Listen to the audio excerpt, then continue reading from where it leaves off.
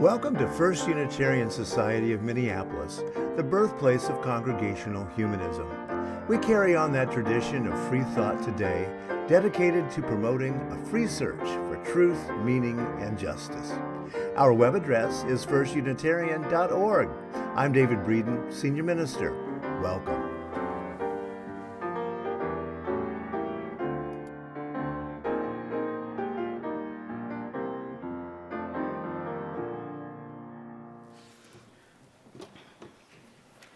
Good morning. Good morning, everyone, and welcome to our Sunday Assembly for January 22nd. Whether you're here in the room or whether you're someplace cozy or whether you're joining us on your phone from I-94, stuck in that big traffic jam, we hope you're safe and we are glad that you are with us today. We have held our assembly a little bit for folks getting in. We expect people will continue to join us as the morning goes along, and we know that everything will run just a little bit behind today because of that big traffic jam. We hope everybody's safe. Whether this is one of your first visits with us or if you're back with us, having been gone for a long time, or you've been here all along, we are delighted that you are joining us today. Folks online, we hope that you'll make use of the chat feature, check in with each other, say hello, say what you think about what's being said. Folks in the building, we hope that you will join us downstairs for our mini meal. After assembly, let's see what is today. We have mujadara, Lebanese lentils and rice, heavenly ham and beans, and dessert can't be beat, B-double-A-T, can't be beat cake. While downstairs, stop by the card basket to send a note to folks who are unable to attend assembly and or people that we mention in Joys and Sorrows. At 12:05 p.m. here in the upper assembly hall, please come and meet Katie Dillon. Katie is here from Align Minneapolis. Align is a coalition of some 16 congregations in Minneapolis that are addressing lived experience of homelessness. And so we wonder, and we'll ask Katie, what will the progressive trifecta in the Minnesota government mean for people with lived experience of homelessness? And what are the things that we should be doing right now? So Katie, we're delighted to have you with us. Thank you. FUS is preparing for our upcoming auction. We are looking for volunteers and people who want to join the team for the auction. Meetings will begin in February to plan and dream about what can happen. The auction raises significant funds for FUS and an outside charitable organization. And so Barb Lutz is our auction chair. Barb, thank you. Mighty Barb. Also, she often has her goodies in the auction to share. So if you are interested in joining this really active and fun team, reach out to Barb. She'll be glad to put you to work. We hope you're making plans for our Hygge night. Hygge, that is how you say it, at FUS. That's going to be on Saturday, February 11th. It's a cozy evening with friends. It's good conversation, music, no agenda, just relaxing with friends, old and new. I'm told that we can wear our pajamas if we want to. David, I think you've got a rabbit onesie or That's something. Right. I just made that up, but I think now he has to. You want to watch all our communication channels for more information on that. Our theme this month is Finding Our Center. This reading is from Starhawk. We are all longing to go home to some place we have never been, a place half remembered and half envisioned we can only catch glimpses of from time to time. Community. Somewhere there are people to whom we can speak with passion without having the words catch in our throats. Somewhere a circle of hands will open to receive us. Eyes will light up when we enter. Voices will celebrate with us whenever we come into our own power. Community means strength that joins our strength Community means strength that joins our strength to do the work that needs to be done. Arms to hold us when we falter, a circle of healing, a circle of friends, someplace where we can be free. Come, let us gather in community.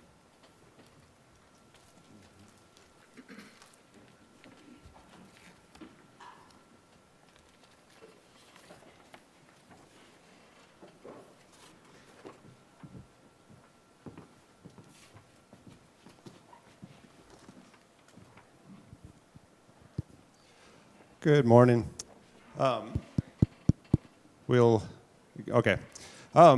So we are here. The Chalice Choir is returning here in their first performance for the new year in 2023. And this centering theme for the two selections today, we're doing two pieces that were by Joni Mitchell and Sandy Denny. So these are pieces that are from 1967 and 1969.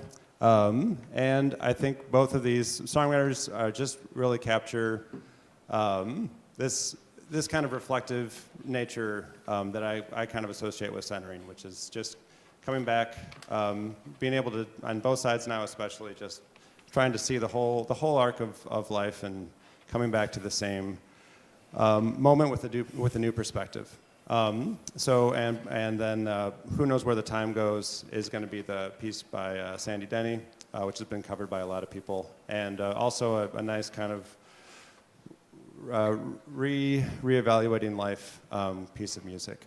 And then we're going to end with a song called Blessing, which is something that is, for some of these choir members, something they've come back to maybe 20 years. So this is a piece that has a long history in this congregation. And also, I think the opening hymn is by a previous minister of this church. The closing hymn, which so lots of coming back to music and life moments. So anyway, let's get going. Sorry. Oh my God. Okay. You got it.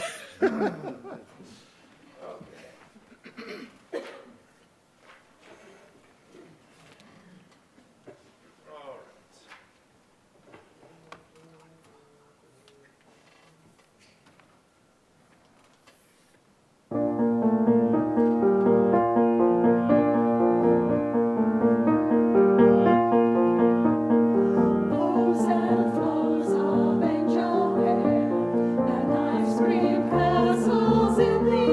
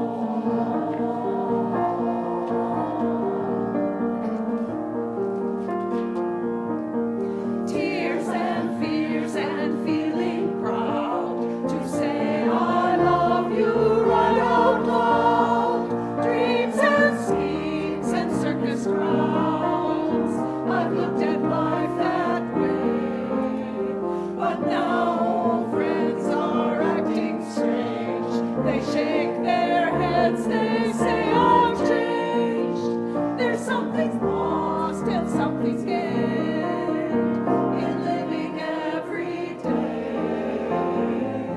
I've looked at life from both sides now, from win and lose, and still somehow it's life's illusions I recall. I really don't know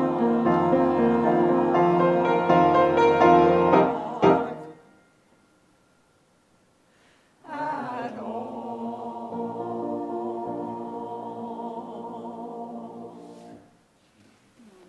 Very nice, very nice.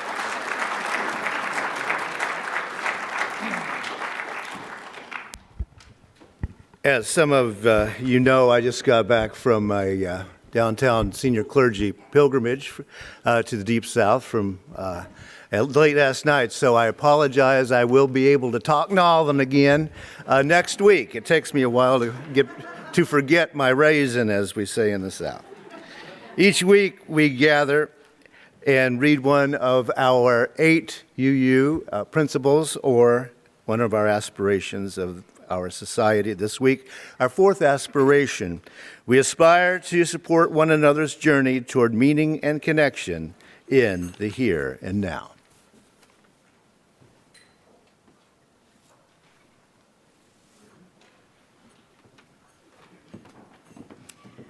And so we'll all sing. Now, if you will stand as you're able, we'll sing We Give Thanks. Our lyrics will appear up here, and the choir will help us out.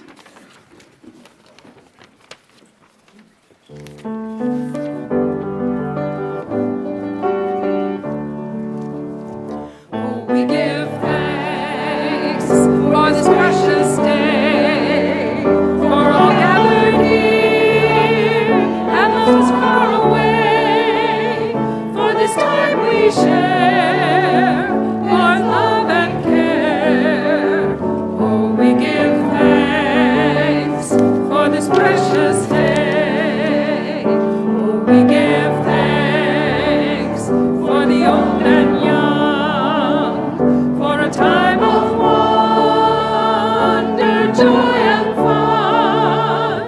For we give as we grow and live. Oh, we give thanks for the old and young. And if you will stay standing, please, and look on up here, we have the words for our congregational covenant. Love is the spirit of this place, and service its law. This is our great covenant, to dwell together in peace, to seek the truth in love, and to help one another. Please be seated.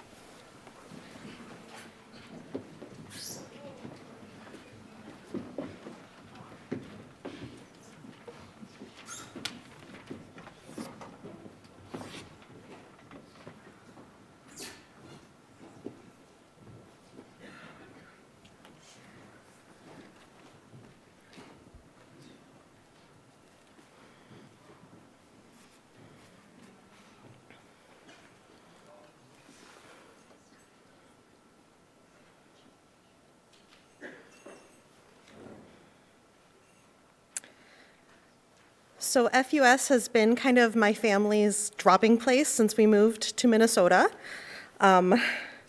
It was the first place that we were able to be out socially as a queer family, comfortably, and not being called snowflakes in a derogatory way, but being called snowflakes in a way as each one of us are different and special.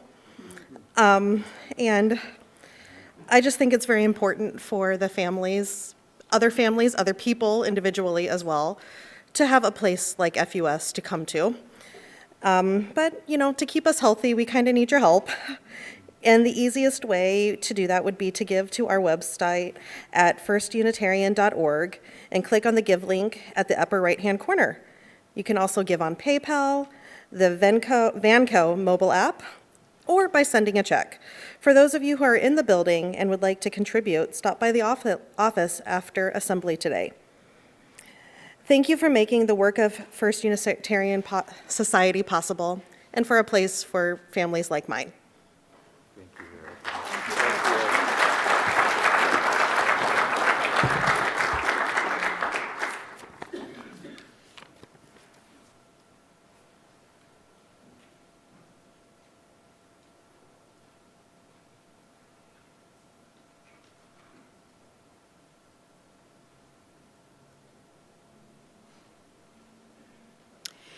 Each week when we gather, we take a few moments to find a stillness, to remind ourselves of the value of a moment of stillness, to celebrate life's joys and sorrows,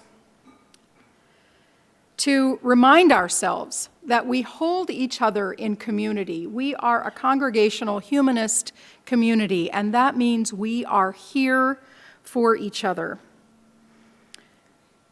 so that no one among us is alone, either in celebrating life's joys or in facing life's burdens and tragedies. I want to wish a happy Lunar New Year to everyone. May good fortune shine on each of us through all the phases of the moon. I have the sad news to share that new FUS member Kayla Gunderson died in early January from alcoholism. Kayla was not well known to us here at FUS. She joined in August and participated mostly online. She tried hard to get and stay sober, but was not able to put much sober time together. And her sponsor reached out to us this week and said this community meant a lot to her and wanted us to know about her passing. A memorial service will be held for Kayla on February 1st at the UU Church of Minnetonka. Let's hold a moment of silence to reflect on the world and those who work for comfort, and to heal the suffering and those who work for justice.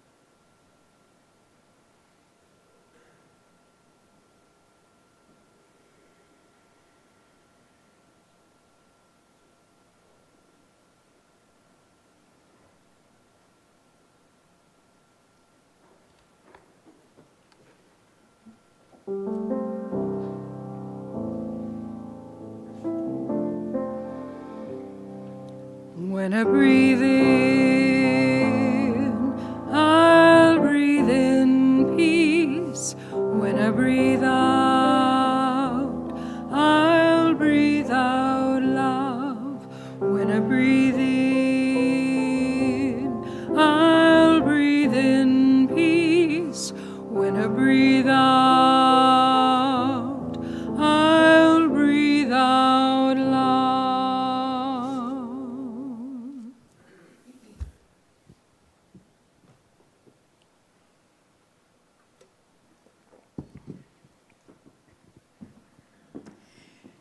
Today, in our assembly, we are spending a little time talking about the past, the present, and the future. The past, the present, and the future walked into a restaurant. It was tense.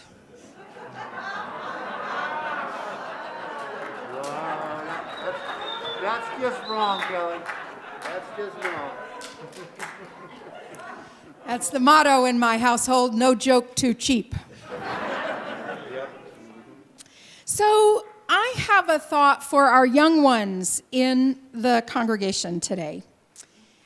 and for all of us, really. And that is thinking about the people who came before us here and what it would be like to imagine 141 years of people who gathered in this congregation. 141 years of people who came to First Unitarian Society.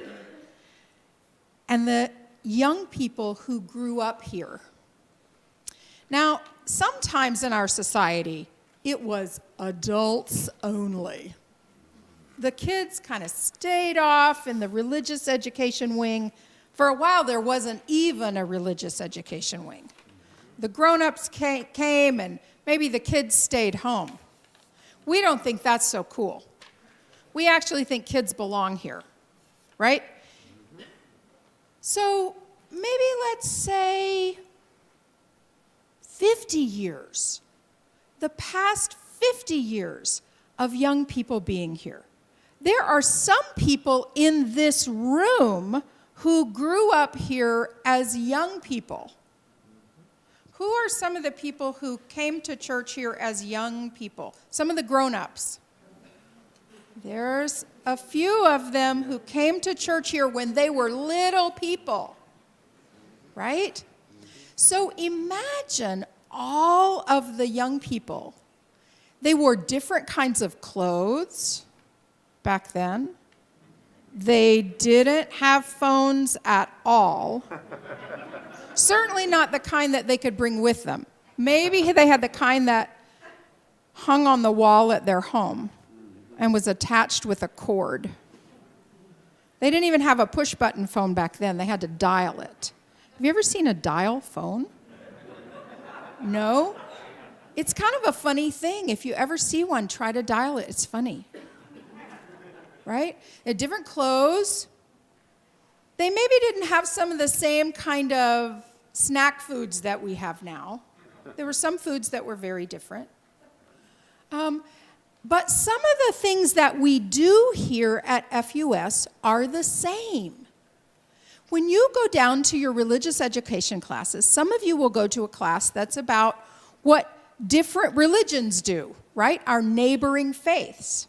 We did that back in the day. Some of you will go to classes about what this humanism means to you. And we did that back in the day. Some of you will go to classes about sexuality education, and we did that back in the day. And I think it's kind of cool to think about the people who were here a long time before we were. And then also to think about the people who will be here a long time after we're here. And they'll look back at us and they'll say, whew, they wore funny clothes. And they had weird technology. And, oh, they ate that? What do you mean they drove around in cars? With gasoline? No way.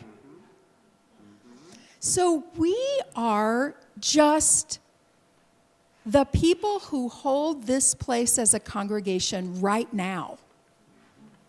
And we are in the stream of people who came before us and the people who will come after us. And I think that is really cool. And that gives us a responsibility to take care of this place and add to it, learn all we can, add to it, be present, and make it good for the next generation. And so as you go off to your class today, think about maybe what the people 30 years ago learned. That seems like a really long time. It's not that long. And what people 30 years from now may learn. It seems like a really long time, but it's not that long.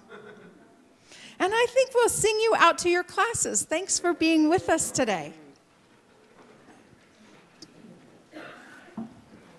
Be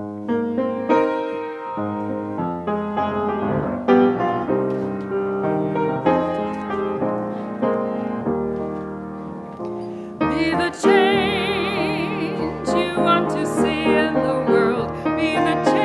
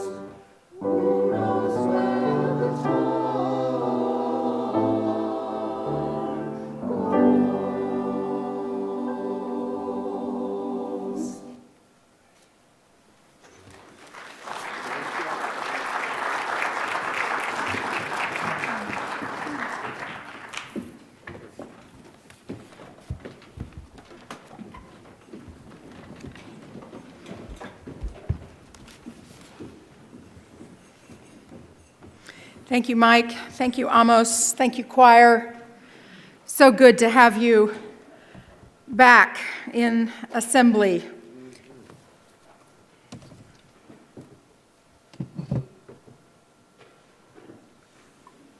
I got a few too many pieces of things going on here this morning. We're just going to make it all work. This congregation was gathered in November of 1881. There have been some 7,290 Sundays since then. Assuming that they took some of them off for snow, we don't do that anymore, and some of them off for holidays, we don't really do that anymore. This congregation is open. As long as there's not a pandemic and the air is not poison, this building is open. It was really hard during the pandemic to not be able to come here and see each other face to face. We pivoted pretty quickly to meet online. Remember that? It was, never forget that Sunday, March 15th. We went, whoop! We cannot meet together here. And David and Jim and I and Justice met in the room here, and we didn't know how poison the air was and stayed so far apart from each other. And we'd been broadcasting, streaming some assemblies. And maybe 2 Sundays we broadcast from this space, and then we said, can't do it anymore, and we began broadcasting from home. And Justice and then Jacob and others helped us keep assembly happening. But it was really hard not to see each other face to face. How many Sundays were we only online? Do you know? How many months? I don't know. It was months. It was well over a year. Was it maybe about 18 months? Let's say 18 months. But this congregation, gathered in 1881, was not stopped by the pandemic. And here we are back again, finding our way again, finding our strength again, finding our place both in the building and online, taking a snapshot and understanding what the new normal is. So it's good to take a snapshot, to take a pulse, to do so as we emerge from the pandemic and continue to live into the endemic implications as a community. So how and why now? What is it that we're doing? You may know that I have begun my doctoral studies at United Theological Seminary of the Twin Cities. I am moving toward a Doctor of Ministry degree. I'm in the inaugural cohort of the Learning Center for Social Justice, which is funded by a grant from the Lilly Endowment. 20 scholars from a variety of religious settings meet for 9 months to explore, discern, create, question assumptions, and propose new models for justice. Be assured that I will not complete a DMin in 9 months. It's a much longer process, but this is the first part of it for me. As a part of this program, we were invited to work with Convergence, an organization that supports the reshaping of organizations, congregations, and leaders driven by the values of an inclusive, progressive, theological vision for a more just world for all. Convergence works primarily with progressive Christian congregations and leaders, so engaging with us at First Unitarian Society has helped broaden their knowledge and understanding of what congregational life can look like from a humanist perspective. In the fall of 2022, past fall, we invited members and friends of FUS to complete an online survey. Some 89 members and friends of FUS did so. This was exactly the target number of folks that we needed, representing about 75% of our Sunday morning attendance at the time. Our attendance has increased since then, counting both in-person and online folks. You answered demographic questions, how you feel about FUS now in comparison to pre-pandemic times, and what your hopes are for the future. In addition, I filled out a leader survey to share some information about our program offerings, staff particulars, and financial health and the like. Convergence took a look at our outward-facing communications, our website, social media, and educated themselves about humanism and Unitarian Universalism. They used local demographic information to share about our neighborhood to place us in context in our city. This report has been shared with our Board of Trustees, and the research director of Convergence will be joining the upcoming board meeting this week for a brief report. Were the costs not covered by the Learning Center for Social Justice, by this Lilly endowment, such an assessment would have cost FUS around $2,700. It was not a small thing, and we probably would not have reached out to do this assessment, but you can see how it's worthwhile to a congregation. Sorry, y'all, I'm just dry this morning. So what did we learn? Well, some things that we already know. We are mostly older, but we do have many families with young children. We have single parents. We have singles. We have couples. We are more diverse than the average mainline Protestant congregation in terms of sexual orientation and less diverse in terms of race.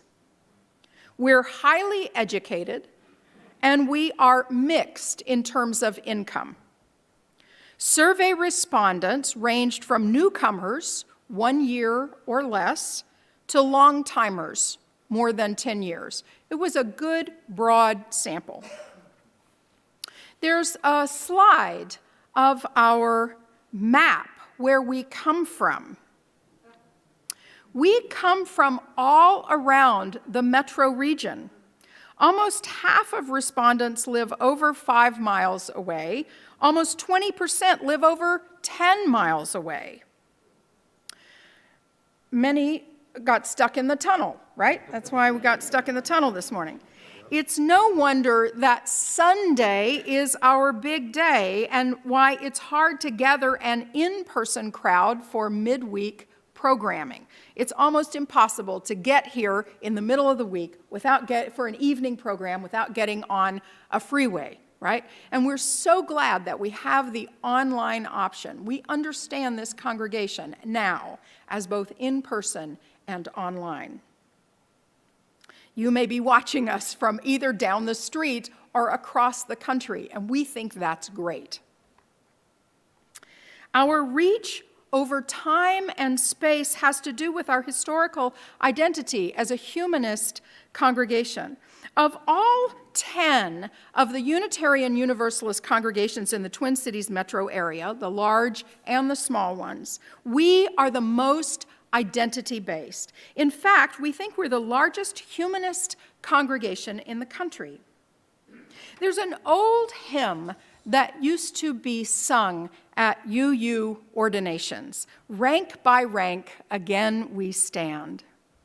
It reminds us somewhat arrogantly of the ministers who came before, of lives that speak and deeds that beckon. Today, it also makes me think of the congregants, those early humanists who gathered and dreamed of such a congregation as this. What they dreamed be ours to do, hope their hopes and seal them true. There's a word cloud that we have. Have you seen a word cloud before? This is the one at the bottom of page 8, Jacob. A word cloud is a computer program. In answer to a question, you enter words into a program, and the frequency of repeated words comes up in this word cloud. This image is an answer to the question, what keeps you involved in this congregation? The biggest theme here is certainly our people and the community we share, followed by the values and the beliefs that we espouse. Is it visible? Can you pick out the words? The bigger the word, the more often it was repeated in the answer. So the smaller words may have been mentioned once or twice. But the bigger ones, community, the bottom one is the one I'm looking at. The top one is, how did you happen to come to FUS? I looked. I looked for it. I looked for a Unitarian congregation. I had a friend or a family member who told me about it. There's good data in here about how people find us. Those can go down now, Jacob. Thank you. I need to pull my computer up just one moment to come here. Here are some of the things that you said about your perceptions about the congregation, that we have a clear mission and purpose. I'll say to you that some of the language they used is a little more traditionally theological than we might, but you went with it. That this congregation is spiritually vital and alive, is working for social justice, holds strong beliefs and values, supports vibrant ministries through the financial time and investments of ministers, has worship that makes me think, is easily accessible through public transportation. Some of the things you think we need to work on are to increase our membership, to reach more out into the community, to increase our diversity, to welcome younger members, especially younger families. And some of the recommendations that Convergence has for us is to work on our website, make us easier to find, make it easier to understand how to get here and that we don't have a parking lot and you got to figure out how to park on the street. Make it easier to understand how to join us not just online but in person. Make it easier to get involved in some activities. And I expect that the board and the staff will be looking at some of these things, and when we come up with initiatives, we'll be asking you to be involved. Visitors consistently say that they get a warm welcome at FUS. And newcomers often report that they get a warm welcome and then it sort of drops off. They don't always know how to get involved. People sometimes report that FUS feels like a family, and that feels really good unless you can't break into the family, right? A family can feel a little cliquish and it's hard to break in. So we've got some ways that we can grow with this. There are some Jacob, I'll invite you to bring up the map of our neighborhood. They did a demographic study of the 1.5 miles around our neighborhood. And as you can see, a big quadrant of it is the downtown core, right? Which has some residential in there, but not a great deal. But the rest of it, 3/4, is mostly residential. What we know from that is that it has much more ethnic diversity than our congregation. It does not have people who are deeply committed in their own faith communities. The faith commitments of these demographics in the surrounding neighborhoods, like the rest of the country, has dropped in the last 15 years. So if we were to do outreach in our neighborhood, both for people to be engaged in our community, but also to serve our neighborhood, we would not. Sometimes I think we're going to be fighting people of another faith. We are very unique, we're very unique. And that we'd be fighting people of another faith. We don't want to be those church people, right? They're not concerned about that so much. And we've got a message that we want to share. We've got a message that is both secular, but we organize like congregation. We have the best of both worlds. And we have a message both that can bring people in, but also serve the community. And I think that's something that we have to share, that we can work on.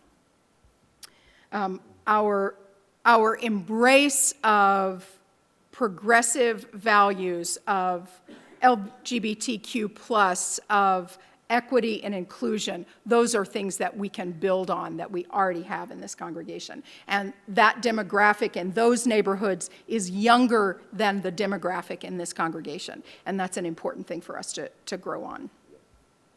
You can take that down, Jacob.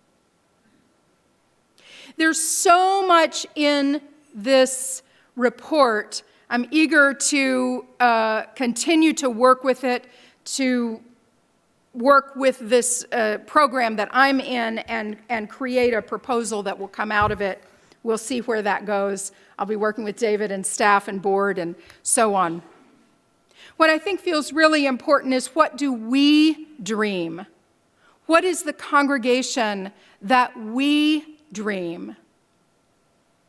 Those people in 1881 were starting something, and they had no idea that 141 years later, we'd be here on this snowy morning. I can promise you they didn't. It's hard to imagine that far ahead. That we'd have phones in our pockets? No way. Golly. What might we dream?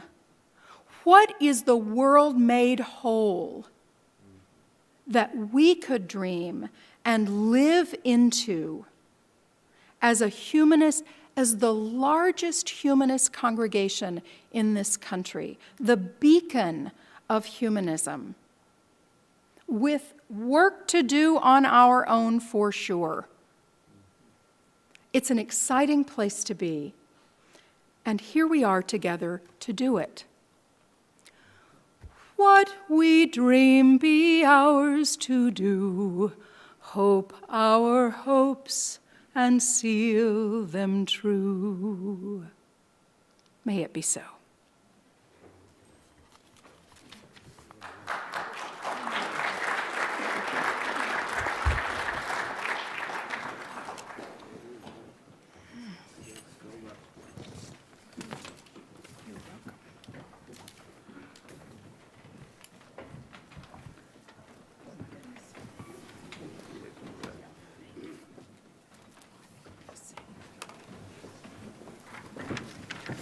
Oh, now we're going to sing.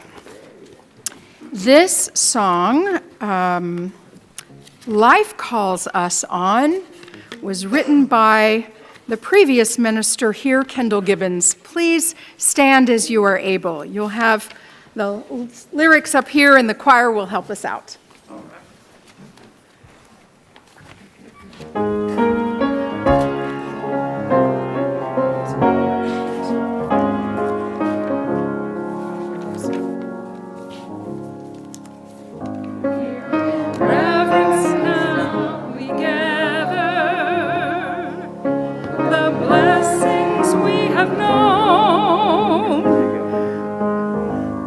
The pledge to one. We got to start that over, Mike. We got to start it over. Let's try again. Yep. Lead us on. Does somebody want to direct us on this? It's been a long time since we... Okay. Just do it. Okay. Yeah, a little bit faster than that. And give us a good whonk on that one.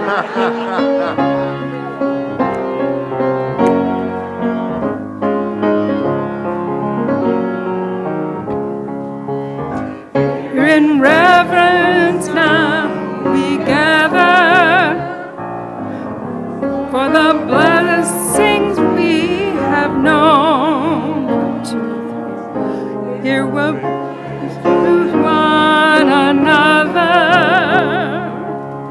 that we journey not alone. Joy and sorrow make us wise, and all that lives and dies, love calls us on. Love calls us on. Words and deeds of those before us, waken here to keep us strong. Are we doing this right?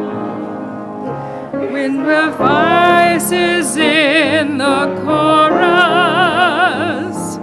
of creation's living song,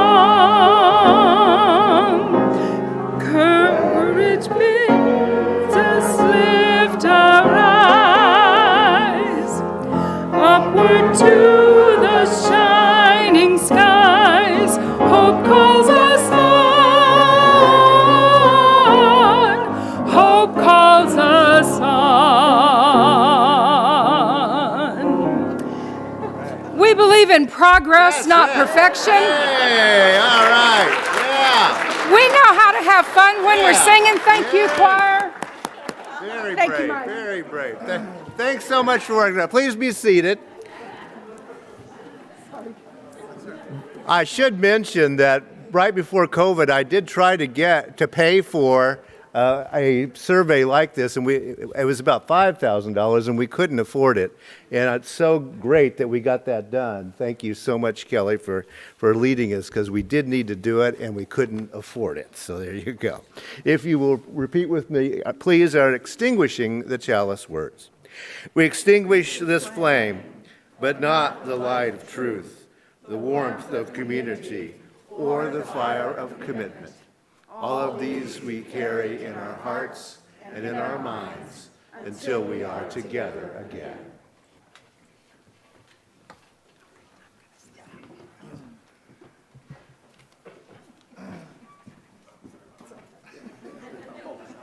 This is great. You done good.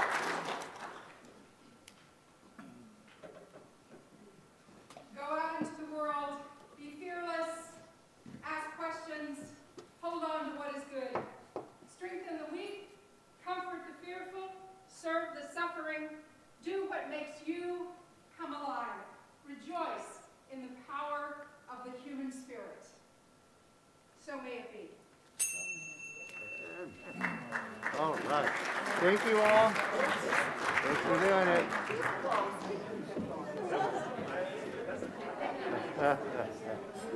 Thanks so much. Welcome home. Sounds like it was quite a trip. It was quite a trip. And yeah.